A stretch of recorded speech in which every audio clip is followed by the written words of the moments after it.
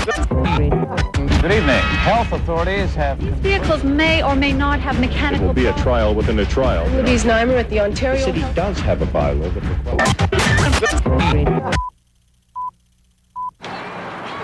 May 8th, 1987.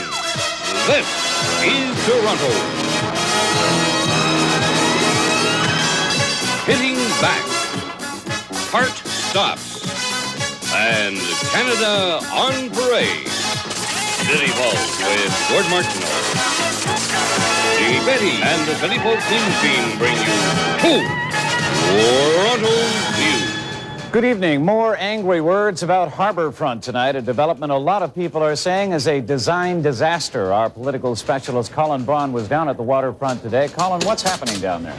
Oh, Gordon, Harbourfront officials came out swinging today. They're fighting back against people who've been very busy criticizing the waterfront development. I am critical of one or two of the decisions that we have made in the past. Well, at least that's some progress. Harbourfront officials called the media together today to present a bare-bones financial statement that shows that the Federal Crown Corporation will lose some $700,000 this year.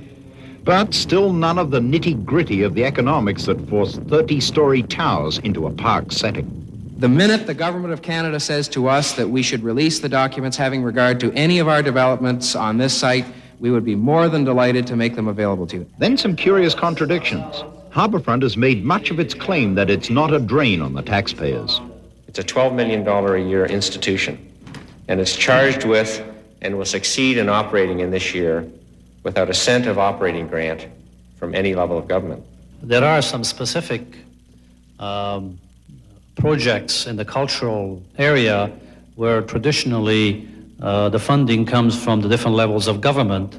Afterwards, Harbourfront type suggested the contradiction was a matter of semantics, of the interpretation of what exactly goes to make up operating expenses. So, open up your books and let the great unwashed public decide. They're smarter than you think. One breakthrough. Harbourfront is setting up a futures committee under the guidance of architect George Baird to look at the future design and planning of the much-maligned waterfront development. Lest there be any doubt in anyone's mind, the future standard for development on this site will not be Harbour Point. Just to jog your memory, that's Harbour Point. That's what Harbourfront is not supposed to look like in the future. We'll see. Well, that design group is one small step in the right direction, but for everything else we heard today, nothing new. Harbourfront still has a lot to learn about spending public money. Are we ever going to get a look at the books, do you think, Colin? Well, David Crombie was in town 2 weeks ago, and he promised that there was no reason why we, the media, and the public shouldn't see the books. Harbourfront says the federal government has to deliver. David Crombie said they would. I'm going to go and see David Crombie. All right, thank you, Colin. We'll get him. All right. Another big tourism spot, Niagara Falls, could soon see a major drop in the number of visitors. Tourism officials and politicians are up in arms today over a report released yesterday saying that the mist from the falls could be spraying visitors with up to 60 tons of toxic chemicals each year. J.D. Roberts talked to area people today about the problem. Niagara Falls Mayor Bill Smeaton says the first order of business is to substantiate the findings of the U of T study. If it's true, we want to find out who's causing it and get it cleaned up. However, let's make sure that report is accurate, first of all. Tourism is a major part of the economy in this city of 70,000. It's estimated that between 12 and 15 million people visit this area every year. City officials realize that there is a potential for damage in this industry caused by the plume of the falls. It's a possibility, and we can't ignore it. Gordon Paul has built a small empire in the heart of the tourist area of Clifton Hill. He says it's time steps were taken to clean up the river. I would take the people concerned, and I would lock them in a room, and I wouldn't let them out until they came up with a reasonable solution to the problem. Most tourists we talked to today were aware of the problem. None seemed overly concerned. No, I heard that report yesterday, and I came anyway. I think they'll solve that problem sooner or later, like they did all the other problems. It's a pretty nice place. Like, it wouldn't stop me from coming. I wouldn't think twice about coming back. I'm not that worried about it, but gives you something to think about. George Bailey of the Niagara Parks Commission has 300 people working in the immediate area of the falls. He's worried that constant exposure to the mist could lead to health problems. I guess the question is, what do we do about it? Being practical people as we are, do we put a big wall behind this fence here and supply everybody with masks. We don't have the clout here at City Hall Niagara Falls or City Hall anywhere to bring pressure on senior levels of government. That pressure has to come from the ministers, provincial and federal, working with their Washington and Albany counterparts to put the pressure on industry and say, look, you're causing a problem, for heaven's sake, clean it up. Mayor Bill Smeaton wants Environment Canada to start testing the air in the midst of the falls as soon as possible. As well, city officials are meeting tonight with Ontario members of the provincial and federal governments to talk about ways of overcoming this situation once and for all. In Niagara Falls, J.D. Roberts, CityPulse.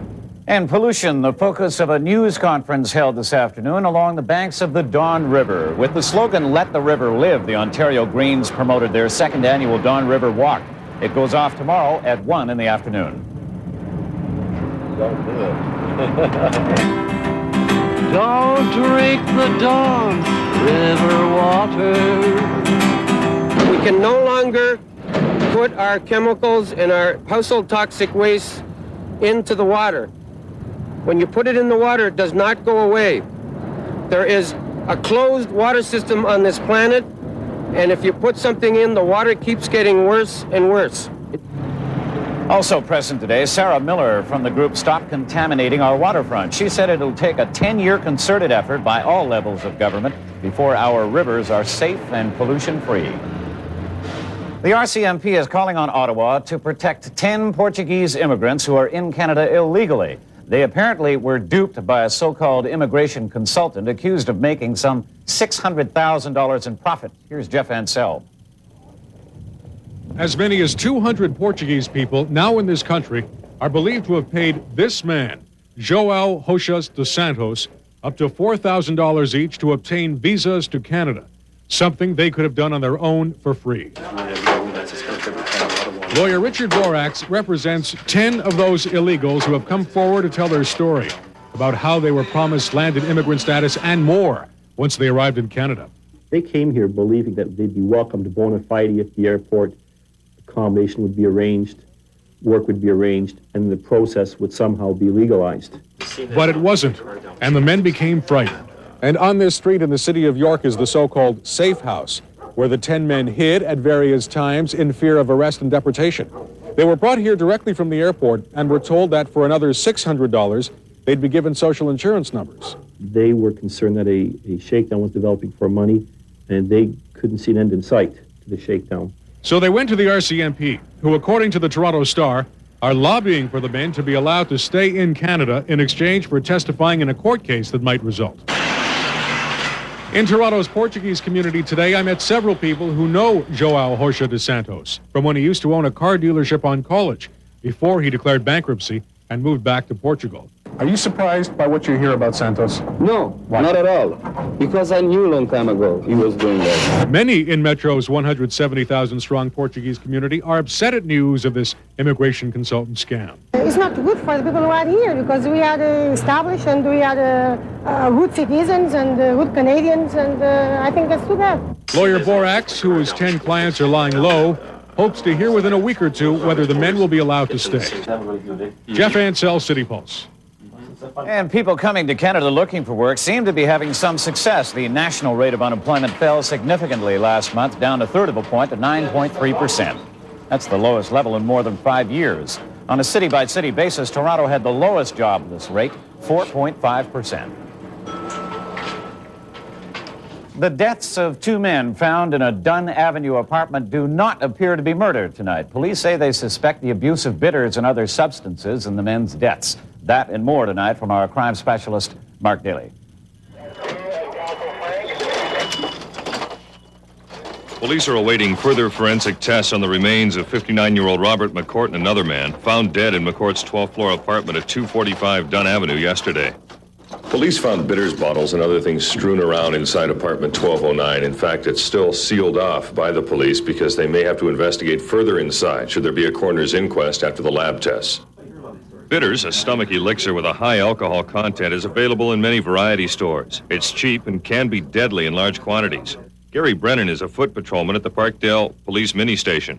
It's the availability, which is the biggest thing. It's sold in the variety stores, so that the alcoholics that are on the street here can get their hands on it 24 hours a day, depending on the store and the location, of course.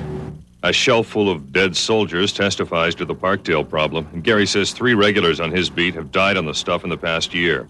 You can see a rapid decline in their health. They're not the healthiest group of people living on the street day to day, but with the alcohol abuse and the drinking of bitters, it's a steady decline for them. The province is considering restricting the bitters to liquor store sales. Homicide officers have charged another man with a cold-blooded shooting of 51-year-old Johnny Longton of Scarborough, March 20th. A 17-year-old young offender is locked up along with an 18-year-old Maple man. Longton was found shot several times in his basement by a friend. Mark Daly on the crime beat, CityPulse. A 24-hour vigil against the return of the death penalty is underway right now outside the Dawn Jail. CityPulse's Ann Moroskowski is there with the live eye. Ann? Thanks very much, Gord. Actually, we're in Riverdale Park, which is just a few short meters north of the Dawn Jail, where in 1962, 2 of the last people to be executed in Canada were hanged for the crime of murder. And this 24-hour vigil is going to be attended around the clock until about 2 o'clock in the afternoon tomorrow. An impressive number of church and labor groups are represented here, as well as representatives from Amnesty International, the Canadian Civil Liberties Union, the John Howard Society, among other groups. Now, one of the more articulate spokesmen for this cause is with me now. She is criminal lawyer Mary Bartley. Mary, the most recent Gallup poll puts public support at 61% in favor of the return to the death penalty. You are very much out of step with the vast majority of Canadians on this issue. Well, I would say 60% isn't very much out of step, and I would mention that this poll is showing that the support for the death penalty is in fact down. It's down in 10 years, but still more than half of the people in this country feel that the death penalty should be returned. Yes, that's correct. Your group is trying to re-educate the public in some manner that this is a bad idea for the country and for the society. Yes, we hope to keep the debate before the public so that people will remember that there's a real possibility of this coming back, think about the significance of it and the implications, and we hope after exploring it carefully, we'll come down on the side against the return of the death penalty. Okay, Mary, thank you for being with us. Obviously, this vigil is raising some important and provocative questions about the emotional debate surrounding the whole issue of the death penalty. This vigil continues until noon tomorrow. Now, Gord, it's back to you. Thank you, Ann. A gun call in the East End this morning. That story now from our chief assignment editor, Glenn Cole. Glenn? Thank you very much, Gordon.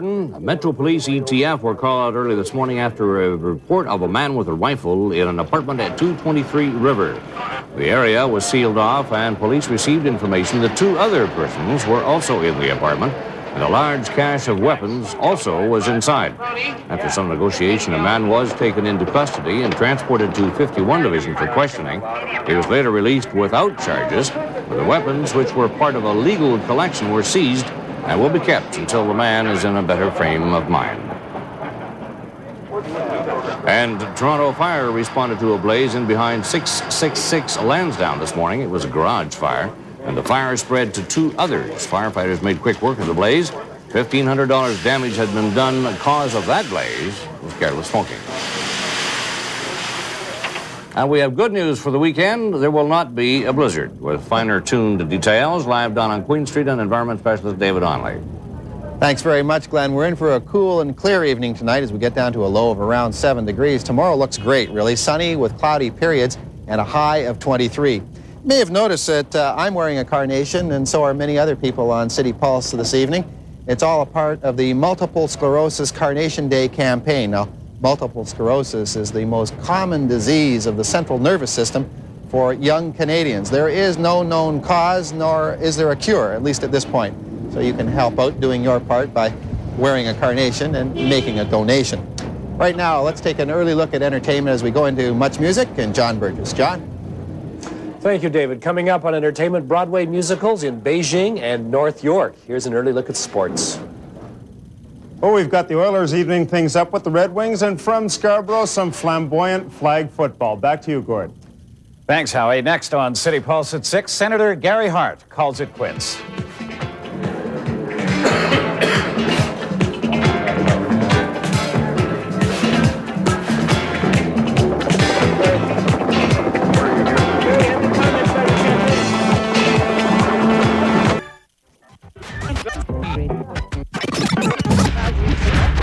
A surprise on Parliament Hill today. Don Johnson resigned from the Liberal shadow cabinet over the deal that would bring Quebec into the Constitution. More now from our Ottawa specialist, Libby Znaimer. I talked to Mr. Turner. And what did you tell him? Well, I mean, you see the letter. In fact, many of Johnston's colleagues were stunned by the letter, and they moved quickly to stave off reports of a split in the Liberal Party over the Meech Lake Accord.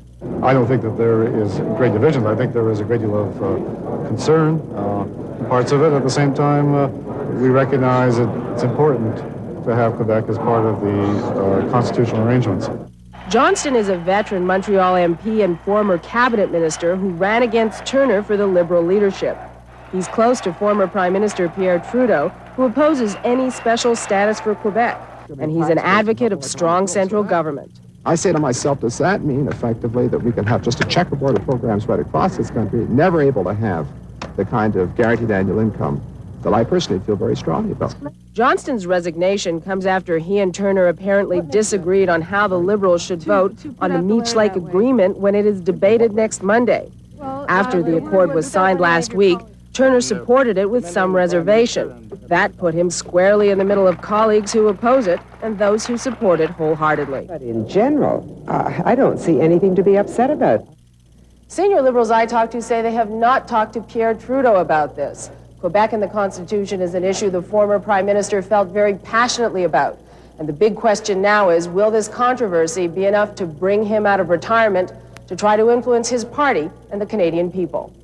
Libby Znaimer, Independent Satellite News, Parliament Hill. And south of the border, Senator Gary Hart has dropped out of the race to become U.S. President. Dan Blackburn was in Denver for the announcement. On this last day of his brief presidential campaign, Gary Hart, accompanied by his wife Lee, motored from his troublesome Gulch home outside Denver to a downtown hotel ballroom crowded with reporters and campaign staff members. Pursued by reports about his involvement with other women, Hart concluded that the only way to put a stop to it all was to put a stop to his campaign. Now, clearly, under present circumstances, this campaign cannot go on. I refuse to submit my family and my friends and innocent people and myself to further rumors and gossip. But to the delight of his supporters, Hart confessed that he almost changed his mind. I woke up about 4 or 5 this morning with a start. And I said to myself, hell no. But the decision clearly was irrevocable. Hart said he remains proud of what he accomplished. I'm not a beaten man. I'm an angry and defiant man. I've said that I bend, but I don't break. And believe me, I'm not broken. Still, as Hart admitted, he had made big, if not bad, mistakes, which had made him, not his message, the issue. If someone's able to throw up a smoke screen and keep it up there long enough, you can't get your message across. You can't raise the money to finance a campaign. There's too much static, and you can't communicate. Hart declared that something has to be done about a system that has reporters hiding in bushes to spy on White House hopefuls. We're all going to have to seriously question the system for selecting our national leaders that reduces the press of this nation to hunters and presidential candidates to being hunted. Hart told his supporters to march on. But the question now is, with whom will they march? The Democratic presidential field features nothing but dark horses, and it may be months before anyone emerges.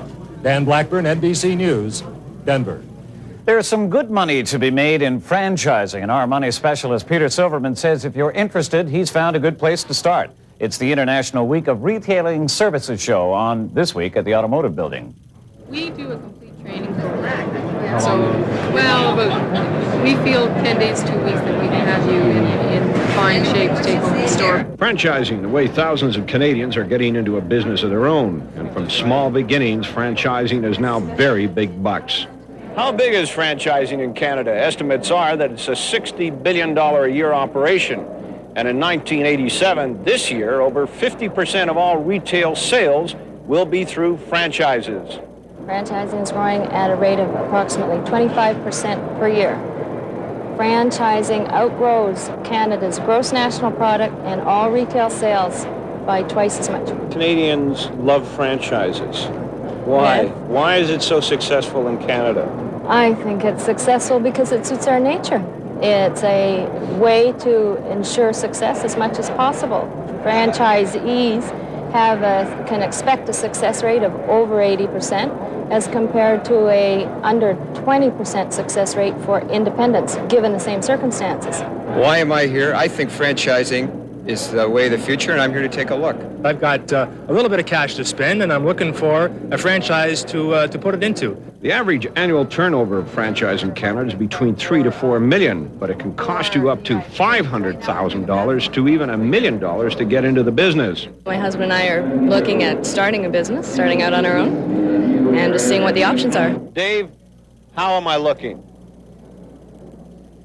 If you want to know about the latest in retailing, merchandising, or franchising, this is a place to be at the Automotive Building at the CNE, and this show lasts until 7:30 Monday evening. I'm Peter Silverman for CityPulse. Sources say the Toronto-based Cadillac Fairview Corporation will soon be sold to a Chicago-based realty company. It's expected officials will soon announce Canada's most profitable commercial developer will be purchased by JMB Realty of Chicago for $2.7 billion. Cadillac Fairview owns an impressive collection of shopping malls, including the Eaton Centre, and as well as a number of office towers and industrial parks in both Canada and the United States. Time for another check of what's happening in the streets now as we go back to our chief assignment editor, Glenn Cole. Thank you very much, Gordon. We have the crime of the week. Durham Regional Police chased down a culprit that ran through the front window of Linda's Lovelace last night. Once inside, the thief stole Linda's mannequin, and police found the stolen truck and the doll in two separate locations. The doll proved not to be a loving companion. Now let's check in with the Bell traffic cameras tonight, and this is what it looks like right now. And we have a good one going for us as far as the rush hour is concerned, but that's not going to be the same thing tomorrow. A final reminder for you, the eastbound Gardiner from the Humber to Leslie and the northbound DVP from Gardiner to the 401 will close at 6 tomorrow morning until 6 p.m. Sunday. So it might be a good idea to plan some alternate routes. That's Street Beat for now. Gordon? Thank you, Glenn. Close-Up is next on City Pulse at 6. Tonight, a new concept in television journalism.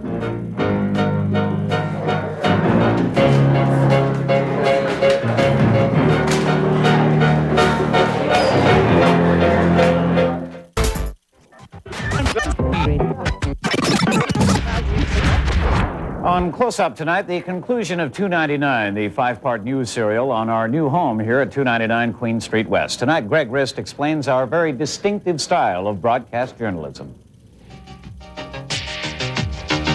Floor's next in 3,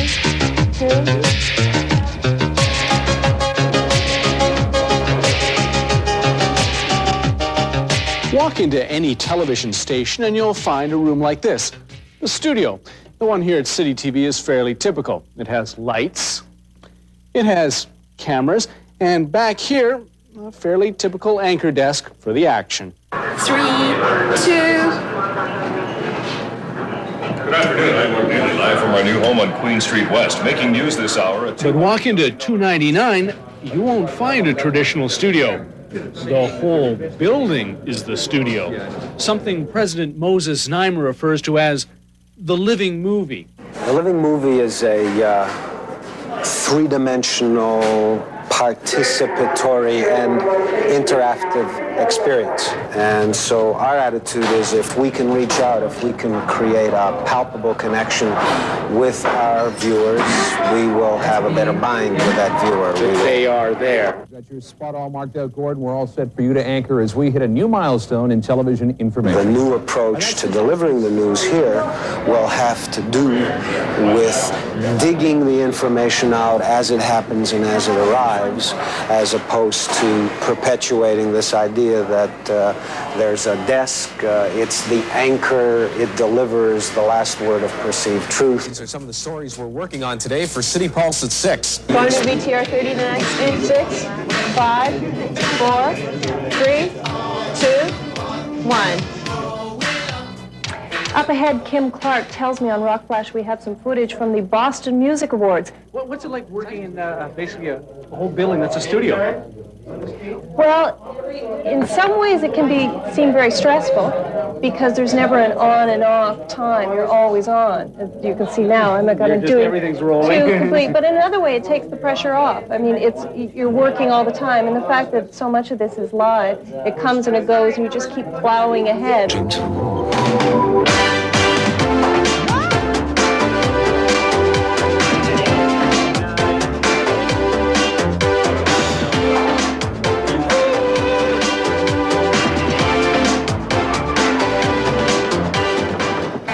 things get pretty hectic down here.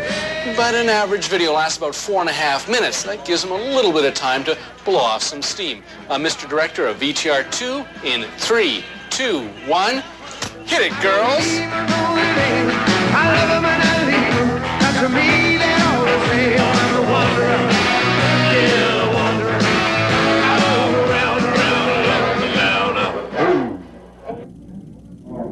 Much Music's studio, control room, office is fairly complete now, but some areas still need a lot of work. Oh, John, what is this mess? Mess?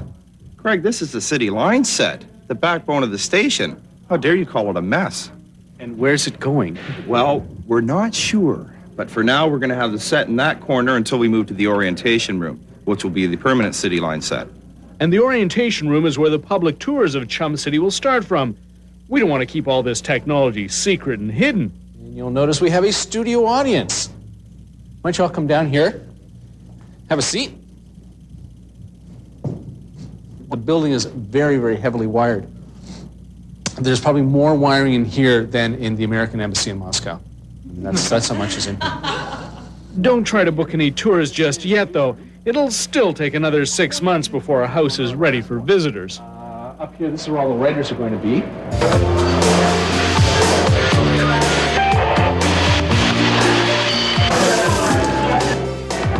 Good evening and welcome to our new headquarters here at 299 Queen Street West. And welcome to the brand new studios of Toronto Rocks. What do you think of that? You want some of my ice cream? And where's all this technology going? That's anybody's guess. We could end up having wires throughout the entire city.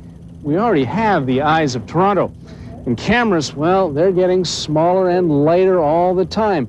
I could end up being my own cameraman. From 299 Queen Street, this is Greg Rist for CityPulse. So, what do you think of this new building so far? Yeah, pretty neat. Yeah? Yeah, I like it so far.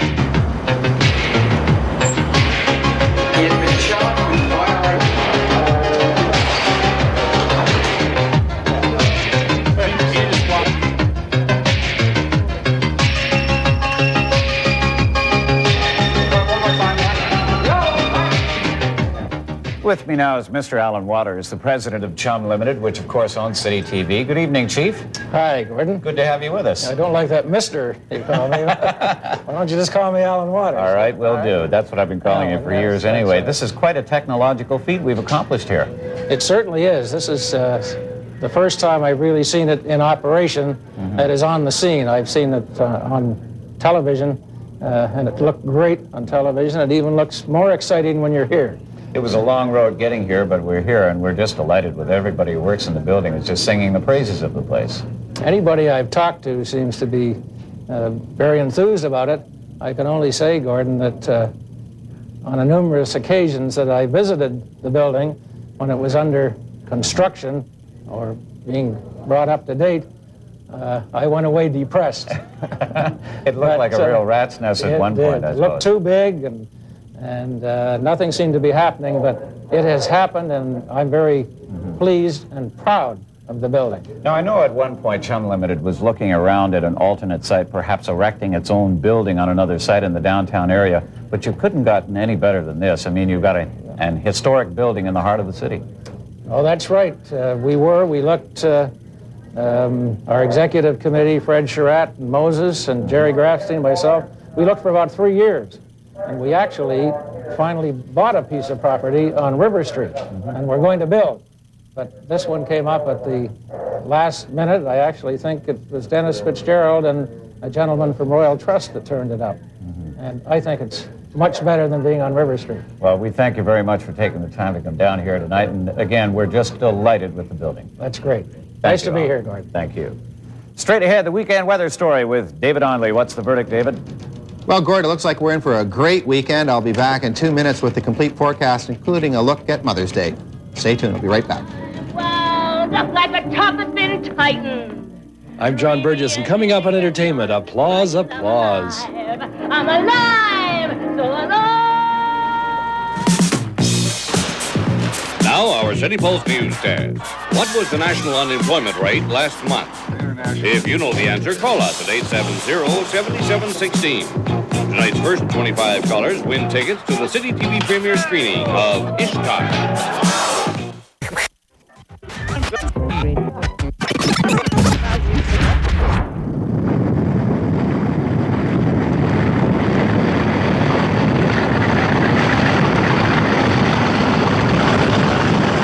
Now that is just about my favorite view of the city from the bottom of Polson Street, a great skyline shot, and a beautiful day today. Windy, but a beautiful day. Let's take a look at the sun times now.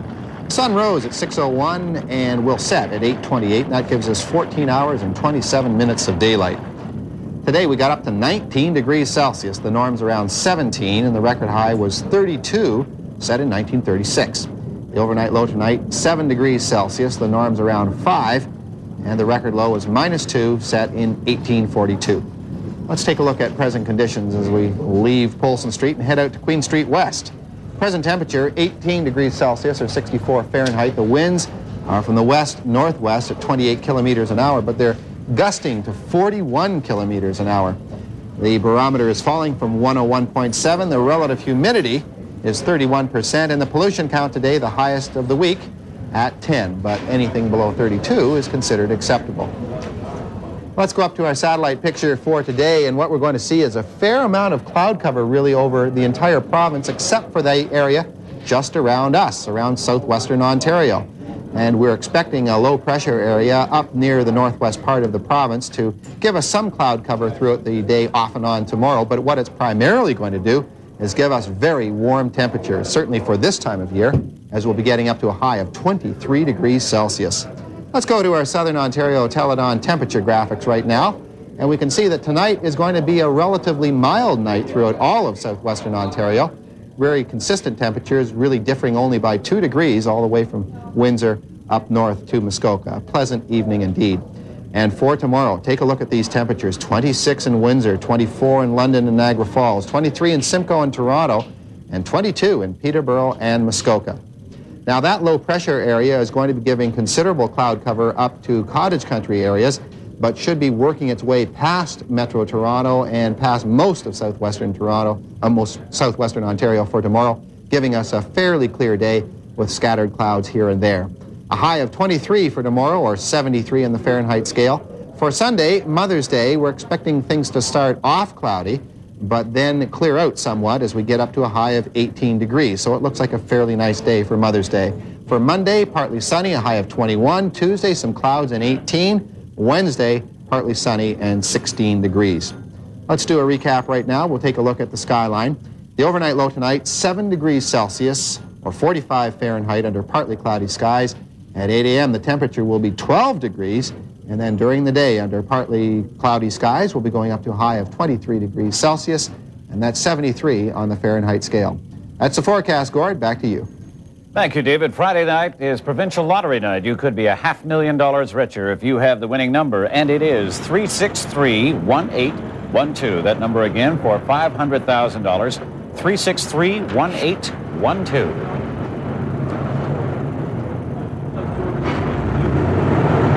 Time now to find out what's happening out in the city. So we go down the hall to Much Music, and here's John Burgess. Thanks very much, Gord. Burt is bound our way. Burt Reynolds is due in Toronto any day to start shooting on a new movie. It's called Switching Channels, and Michael Caine was due to star, but he got held up by the mechanical shark in the umpteenth sequel to the Jaws movie. Caine is starring in that film. The producers couldn't wait any longer and asked Reynolds to take over Caine's role here in town. Soap operas, those mainstays of daytime life, are not confined to television or to your office. There's a soap on stage each lunchtime at Solar Stage, and it runs until the end of May. Here's a look at Love a la carte. Guzzling rum and coke, and I mean guzzling. Wearing company jackets 2 sizes too small for them so their guts all hang out. Singing, home, home on the fan bell range. Annie, get your fendel, and she'll be riding 6 new fendels when she comes. Oh, it's an all-male company. They never got out of the sandbox. The Leopoldlands Theatre is staging a rousing finale to its 10th season, the Broadway musical Applause. Sally Cahill plays the role of the upwardly mobile Eve Harrington, who wants success real bad and is willing to pay any price. I'm alive, so alive. Everybody loves a winner, but nobody loves a flop. No one cares just how you get there once you're standing on the top. Sally talked about applause. Well, did you ever see the movie All About Eve with Betty Davis? It's based on that. It's written by Comden and Green, have done the musical. It was first done on Broadway in the 70s with Lauren Bacall, so it was rewritten for her. And she won a Tony, and so did the girl who played my role, and it's a fabulous, wonderful musical. The role you're playing, Eve Harrington, what's she like? I get to play what they call an insidious interloper, a bitch. And it's a wonderful role, and it's the role of Eve Harrington, who sort of maneuvers her way into the star's life and then takes over and ends up being her understudy, and then little by little you find out that she's got more in her mind than just being an understudy and ends up being a real little so-and-so. Is it easy for an actress to play evil and darkness, this really chewy role? Yes, they are very easy to play. So I guess I must have, every actor, I guess, has those things in them. So I'm really enjoying actually being allowed to be more than just a goody two-shoes, which is what I usually end up playing. You believe it! I'm alive!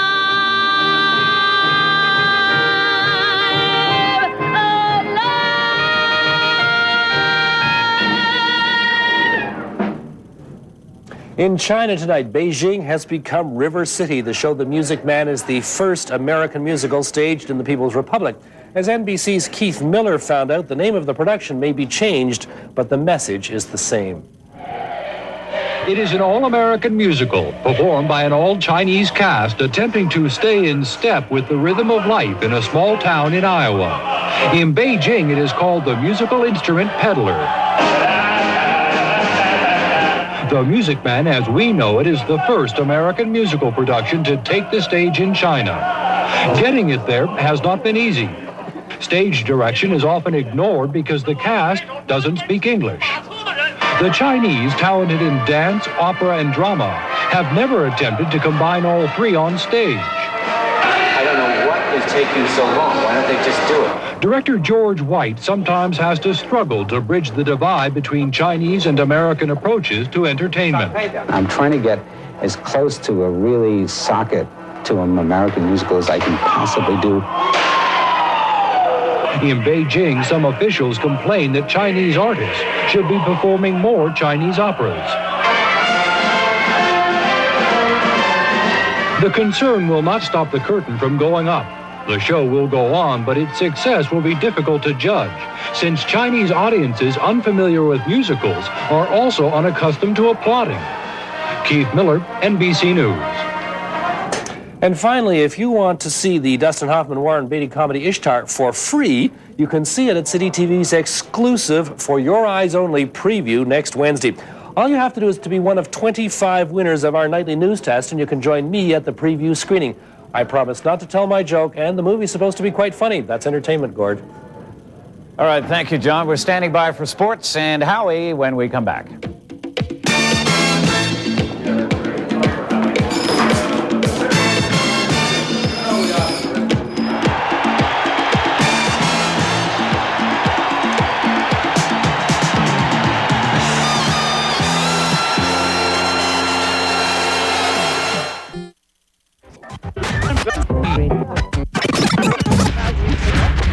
Sports is next with Howie. The playoffs continue. Well, Messier was great last night, Gordon. It was just a matter of time until the Oilers got it together. Messier was definitely the locomotive, but it wasn't any cakewalk. Lots of fisticuffs in the early going. Here we have Mark Lamb and the doctor, Randy Gregg, going at it. Give the decision to Lamb. Here we go again. 13 seconds later, Joey Koser and Kevin McClellan. Koser going pretty good. Have to call that one a draw. 17 seconds later, Mark Messier makes like Bobby Orr. Bingo past Stefan. 1-0 Oilers. A little later with the Wings on the power play. This one backfires.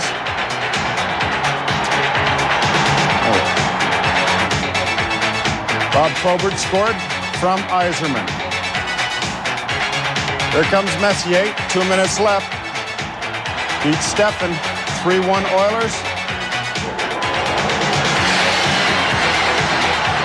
30 seconds to go in the game. Krushelnyski to Pozar into the empty net. 4-1 Oilers. That's tied at 1.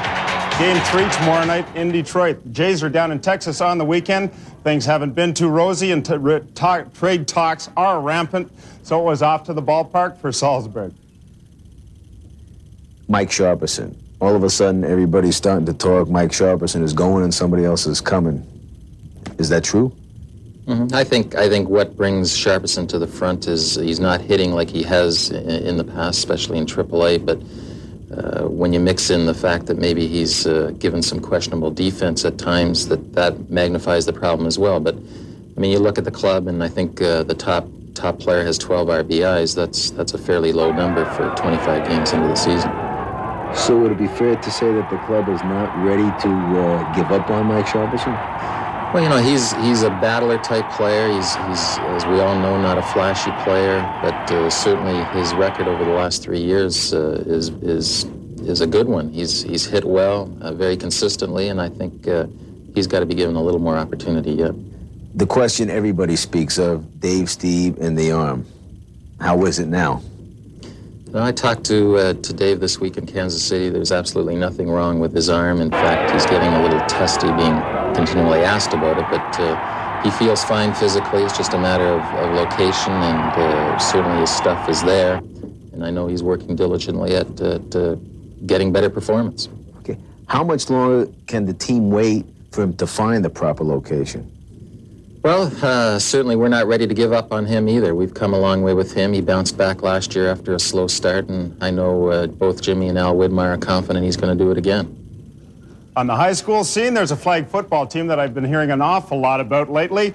The Agincourt Lancers, undefeated, although they have been held to a tie by Woburn. Today it was the Lamoureux Saints, and the Saints were hot early. Their quarterback, Kathy Metakopoulos, hands to Michelle Webster, and Webster can fly. She gets it to the outside, down the sidelines 45 yards to the Agincourt 35. Unfortunately, the drive stalled. Janice Williams on the shotgun. She's nailed after 5 yards by Helen Satzels. Still no score in the second. Vicky Vesterveld hits Jennifer Gage in the flat. Nice grab. The handoff to Nicole Kaleko. Joanne Brooks with the stop. Nice tackle. Here's that Westerveld arm that we've been hearing about. She hits Sandy Panatano in the end zone. Nice grab. After a turnover, Westerveld hands to Michelle Kaleko, sister of Nicole. She runs it into the end zone. 14-0 final. Lancers are now 6-0-1. Gord, that's it for sports. Good football there, Not Howie. too bad. They're hot. Never lose. Who do you like in the weekend series? The Montreal-Philadelphia series. They're going back to the Forum. It's got to be tough for the Flyers. Oh, the Flyers are in trouble. Without Tim Kerr and Poulin, they were really in deep trouble because both those guys are leaders on their team. They're going to need a big effort from Hextall in goal tonight. Habs will be hot. Yes, they will. Thanks, Howie. Coming up next on City Pulse at 6, Canada on parade.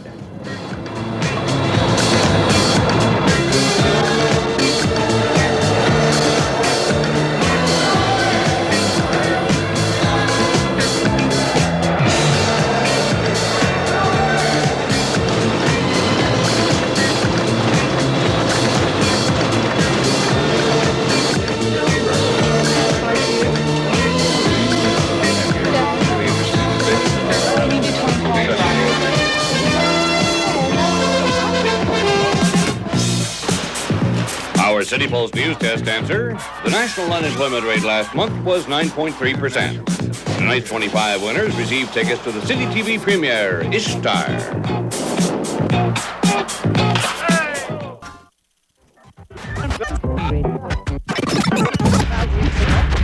This week marks the 42nd anniversary of VE Day, or Victory in Europe, the beginning of the end of the Second World War. So it's only fitting this weekend was chosen for the opening of Canada on Parade, a 3-day event at Exhibition Place, recalling highlights of the war years.